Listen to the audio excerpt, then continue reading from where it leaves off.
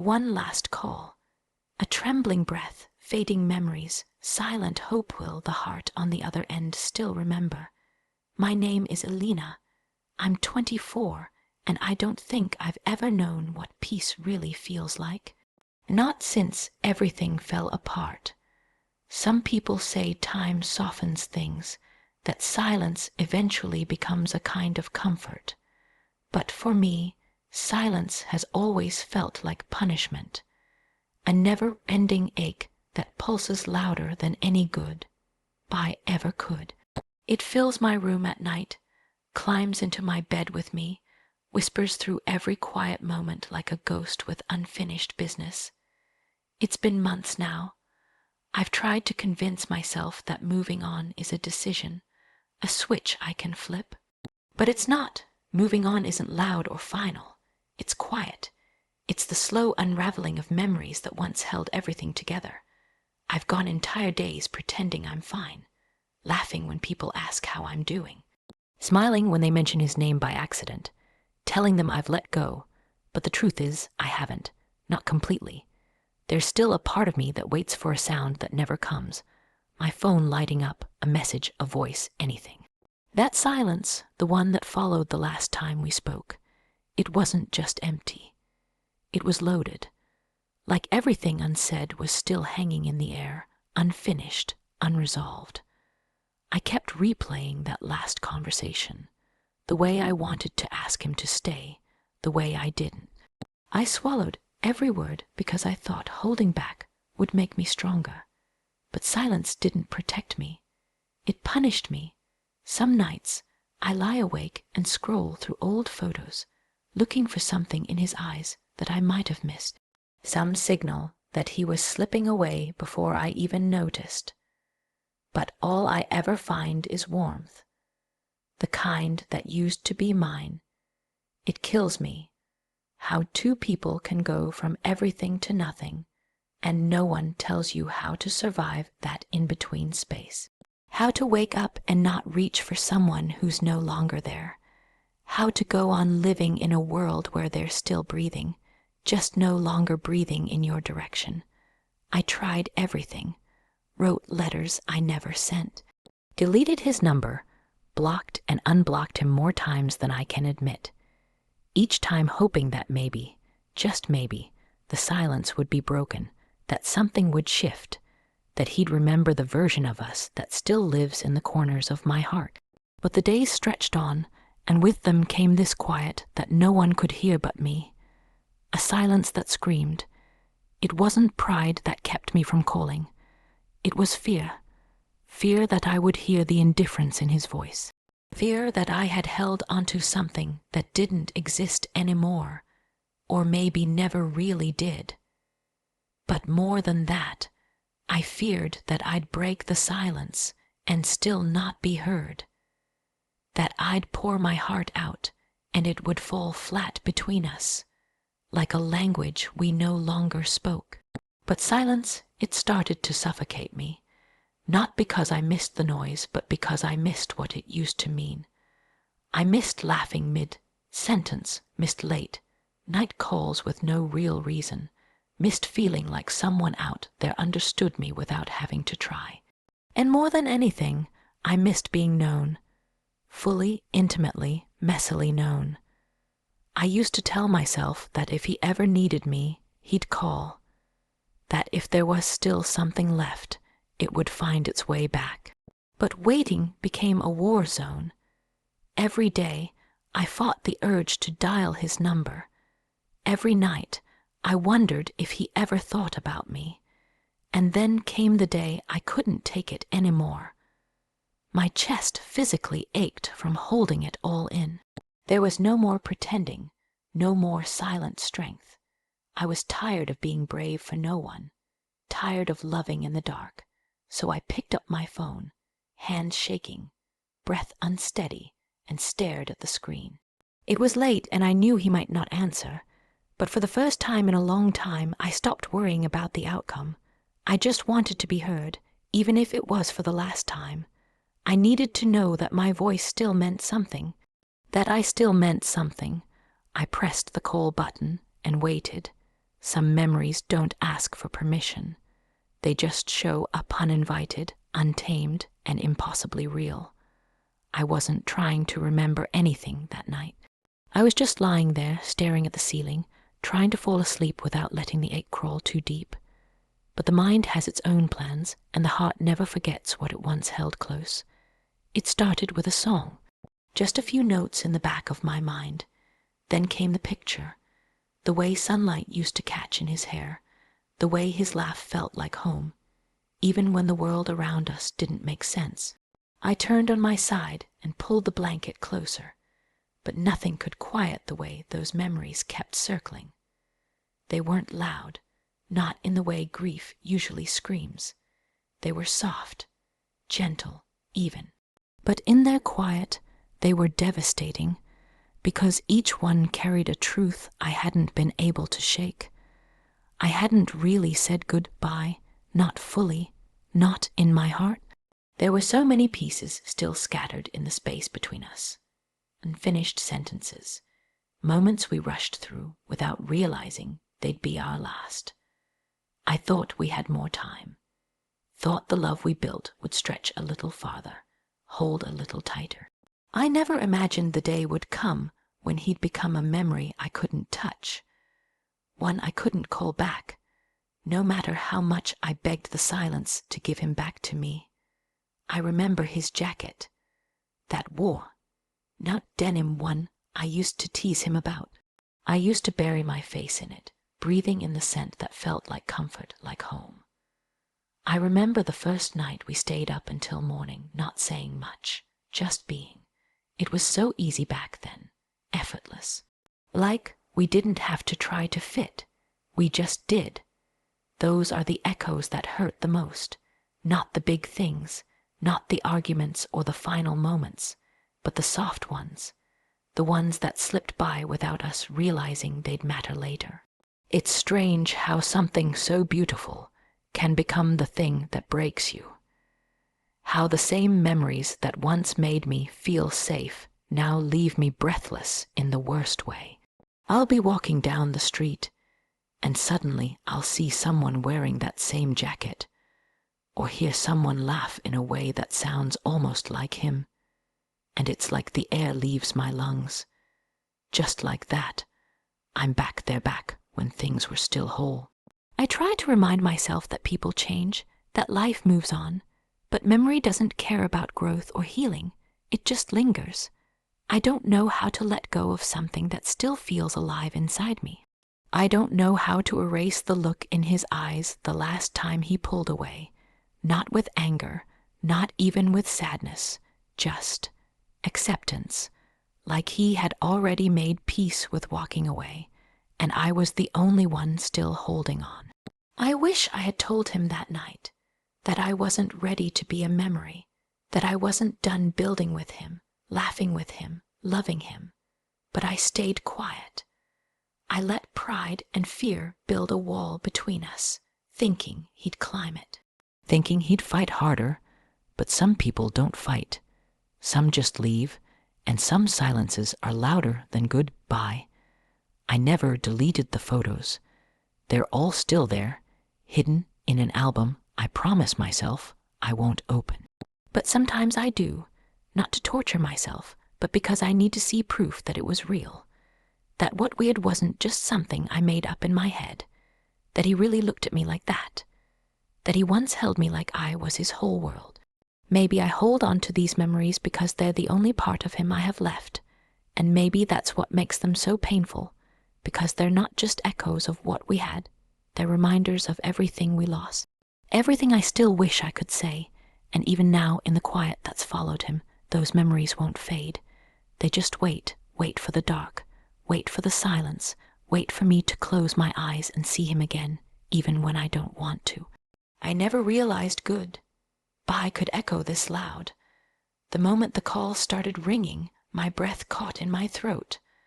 I could hear my own heartbeat, loud and uneven, pulsing through my ears like a warning.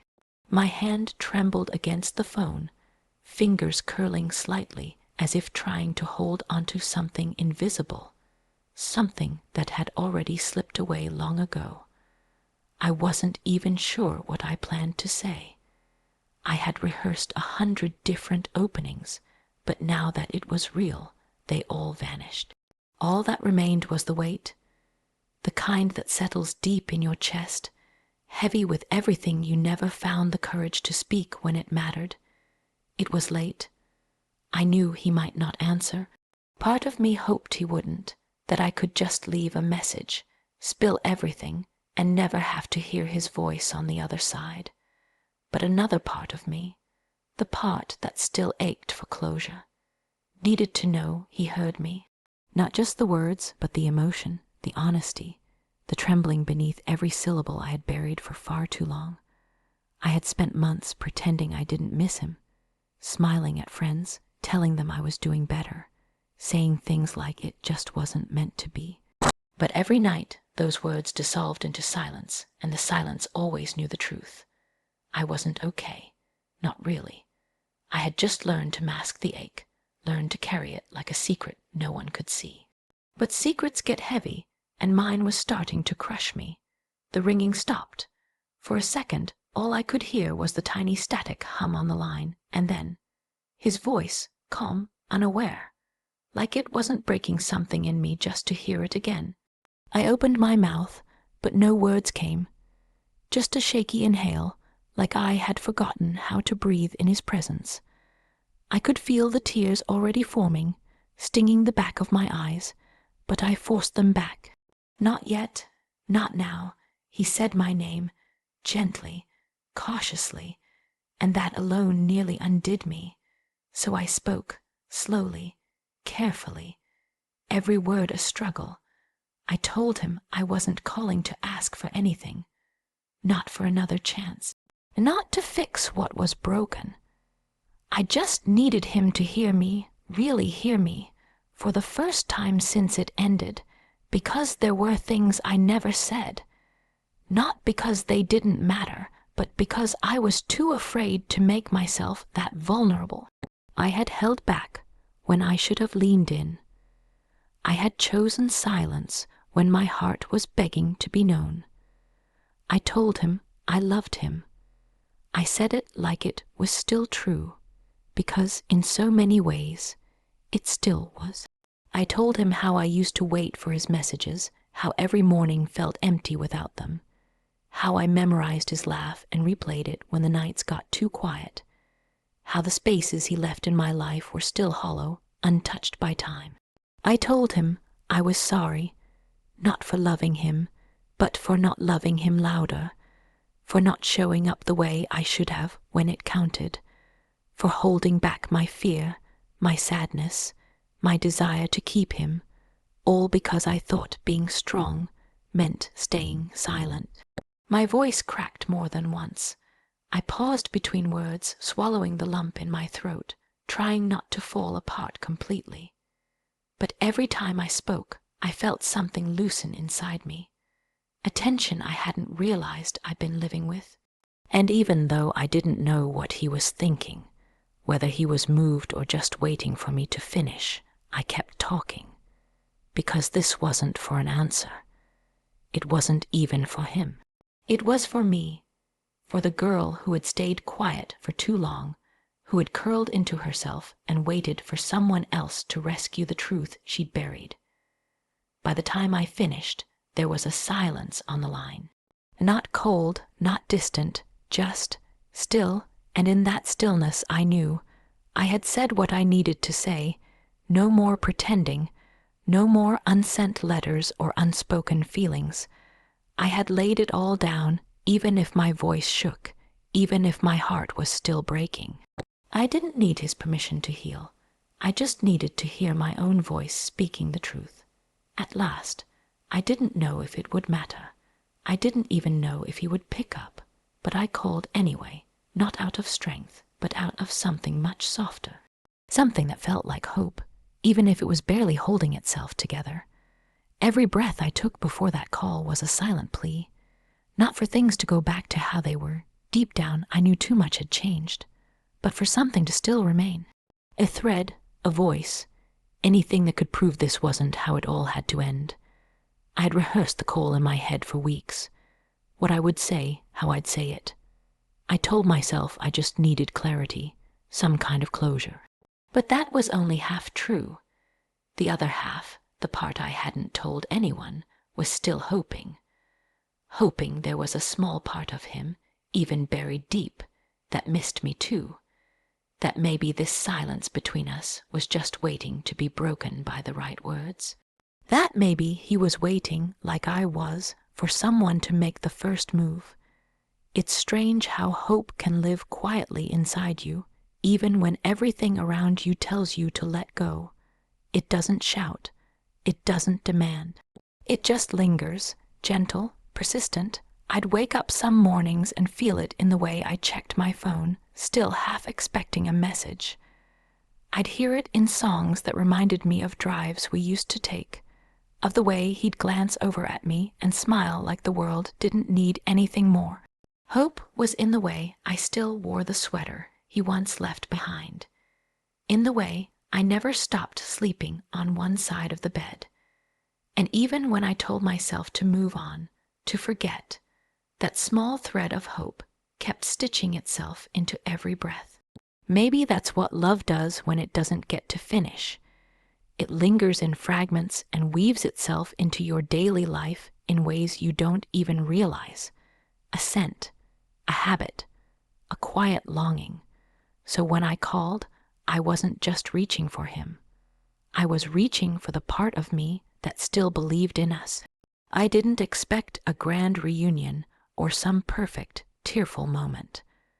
I just wanted to hear something in his voice that told me I hadn't made it all up, that what we had was real, that I wasn't the only one still carrying it, even if just in pieces. The phone rang 3 times. I counted every second. Each ring stretched longer than the one before, and my heart folded in on itself with every pause. I nearly hung up, but then the ringing stopped. And just like that, the silence cracked open. He answered, quietly, almost cautiously, and for a moment I couldn't speak. I just sat there, my mouth open, my hands shaking, trying to find the words I thought I had memorized. But they wouldn't come because this wasn't a script. This was real. This was my heart laid bare without armor. I finally whispered his name, just his name, and in that one word, I swear I poured in everything I had left. The grief, the softness, the ache, and the hope that had refused to die inside me. We talked, slowly, hesitantly, like 2 people standing at the edge of something fragile. I didn't ask for anything. I didn't beg. I just told the truth, that I missed him, that I didn't call to fix anything. I only wanted him to know that even in the silence, I was still holding space, that some part of me had never stopped believing in what we were, even if the world had moved on. He didn't say much, and maybe he didn't need to. Maybe it was never about what would happen after the call. Maybe it was about showing up for myself, or the version of me that loved honestly, even when it hurt. For the version of me that believed in love enough to try, even when the ending felt inevitable. Hope is a fragile thing. It doesn't always make sense. It doesn't always lead to the outcome you pray for, but it matters. It's what gave me the strength to call, to speak, to feel again, not because I was promised anything, but because I wasn't ready to let go without knowing I had tried. Sometimes love doesn't need a beginning or an ending. Sometimes it just needs to be heard one more time. I stared at the screen for what felt like hours. His name just sat there, staring back at me, like it was waiting for a decision I couldn't make. My thumb hovered above the call button, unmoving, paralyzed by something I couldn't explain. It was such a small action, just one press, 1 second, but that single touch carried the weight of everything I'd been holding inside for months. Pride told me to walk away, to delete the number, to prove I was strong enough to live without him, even if my heart hadn't caught up yet. But longing whispered something different. It reminded me of the way he used to say my name, like it was something sacred. It pulled at the memories I'd tried so hard to forget. The way his hand fit around mine like it had always been there. The way our laughter used to fill every quiet space between us. We hadn't spoken in weeks, and not the kind of silence that comes from being busy or distracted. It was the kind that cuts deep, the kind that settles into your bones and makes you wonder if maybe this time it's really over. I told everyone I was fine, that I was moving on. I kept myself busy, smiled in pictures, laughed when I needed to. But every night when the noise faded, there was this ache, constant, familiar, unforgiving. I wasn't even sure what I would say if he answered. I didn't have a speech prepared, no plan to win him back. I just wanted to hear his voice, just for a moment, just to know that something real had existed between us, that it wasn't just me still feeling all of it. Maybe I was chasing closure, or maybe I was just chasing the ghost of something I never fully let go of. I told myself not to call, over and over. I made lists in my head of all the reasons why it wouldn't change anything. I reminded myself of the nights I cried alone, of the unanswered messages, of the distance that kept growing, even when we pretended it wasn't. But for every reason to stay silent, there was a feeling I couldn't shake. That maybe if I reached out just once more, something could shift. Not everything, not perfectly, but something. The truth is, I missed him, in the smallest, most unexpected ways. I missed the sound of his voice when he was tired. The way he'd say something sarcastic just to make me roll my eyes. The comfort of knowing he was just a message away. I missed being known like that, flawed, messy, emotional, and still feeling like I belonged. But pride is a quiet destroyer. It doesn't scream or demand. It just waits. It waits for you to remember all the times you were the only one trying. It reminds you that reaching out might not lead to anything but more hurt. It makes you question your worth, your dignity, your strength. And in that moment, it made me hesitate. My thumb still hovered, trembling just slightly. It was such a ridiculous thing to be afraid of, yet it felt like everything hung in that pause. One part of me begged for the silence to end. The other feared what his silence might still mean. I wanted him to be the one to call. I wanted him to miss me first, to be the one who cracked under the weight of everything we didn't say. But wanting that didn't erase what I was feeling now, and what I felt was simple and it was real. I missed him, and that mattered, even if it wasn't enough to fix everything. So I stayed there, caught between two voices, one saying, let him go, the other whispering, maybe he still cares. It was the quietest kind of war, between what I felt and what I feared, between the strength I wore and the vulnerability I kept buried. And in the end, I didn't press the button, not yet. I let my hand fall into my lap, heart pounding, eyes stinging with tears I refused to let fall.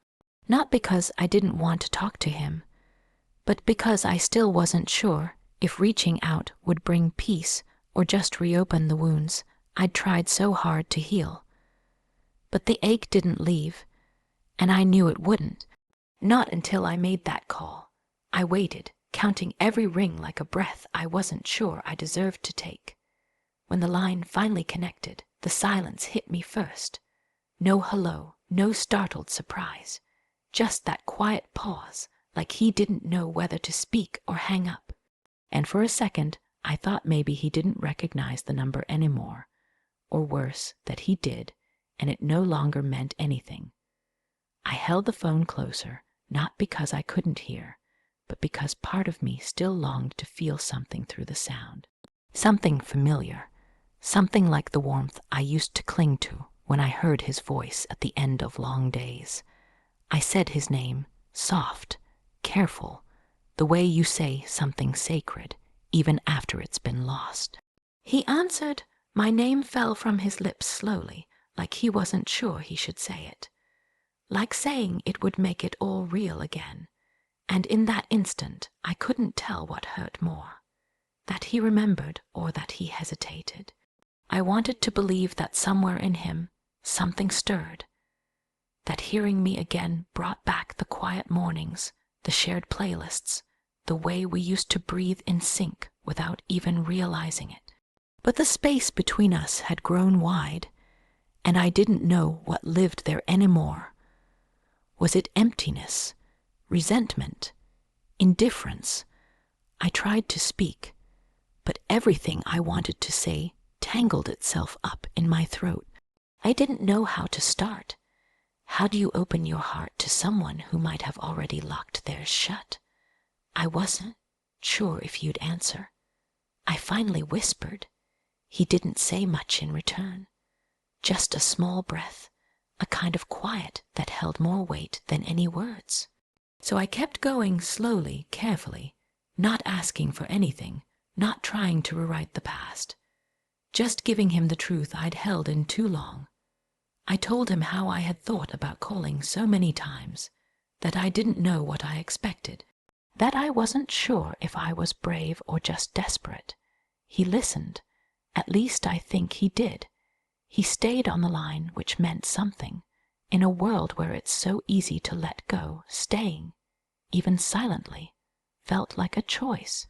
I told him I missed him, not just the version of him from the beginning, but the one I saw when he thought no one was watching. The tired, soft version who let his walls down and trusted me to hold them. I miss the small things, the halves, miles, the shared looks across a room. The way we once talked about forever like it was a place we'd already booked a ticket to. And yet, I didn't ask him if he missed me too. I didn't want to put him on the spot or force a feeling that might no longer be there. I just wanted to exist in this moment, even if it was the last. I just wanted him to know that I hadn't forgotten.